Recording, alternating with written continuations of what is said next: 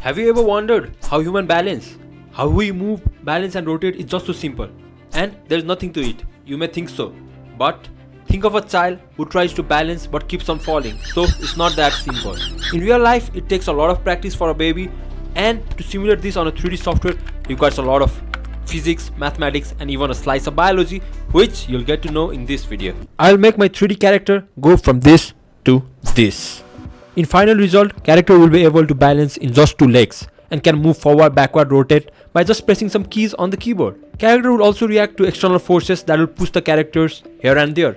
And even if when he's pushed and falls down, he will try to balance on his own. No animations will be used and everything will be done by using real world physics, like how the human walk in the real world. Character will also interact with other physics based objects. For simulating self-balanced physics, we'll use the Unity game engine.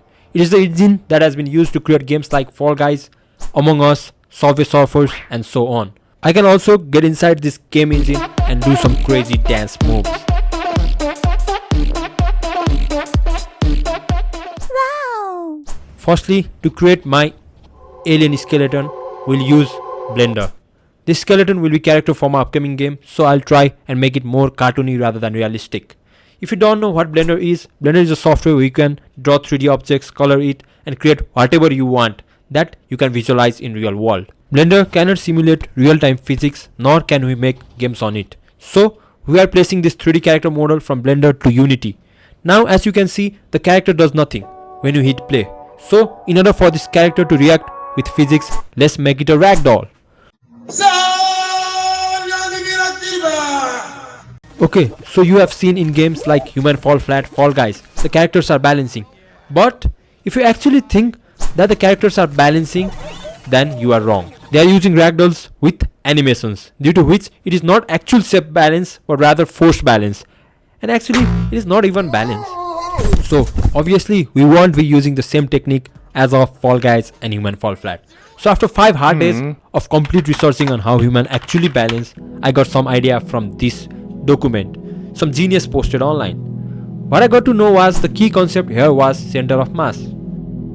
But not only does human balance just using center of mass, there are other complex concepts as well, which my tiny brain could not handle. Equilibrium, forces and torques, feedback control, movement of inertia, and the list keeps on going. But besides from maths and physics, the biology of human plays a key role as well, and the most importantly, the air. The inner air has tiny fluid-filled canals and sensors that detect rotational movement and changes in head position, and as human move, the fluid in those canals shifts, sending signal to brain about the direction and speed of movement. So yeah, I got into the big mess. My character has no air and does not have brain as well. But my tiny brain found a solution to this problem. Instead of using air and brain to determine direction, I could use raycasting instead of my air, and I could use code logics to simulate the human brain. Okay, if you don't know what raycasting is, basically what happens is, well, we throw a ray from character head to the ground, and once the ray collides with the ground, we can find the position in the ground where the ray has collided with the ground.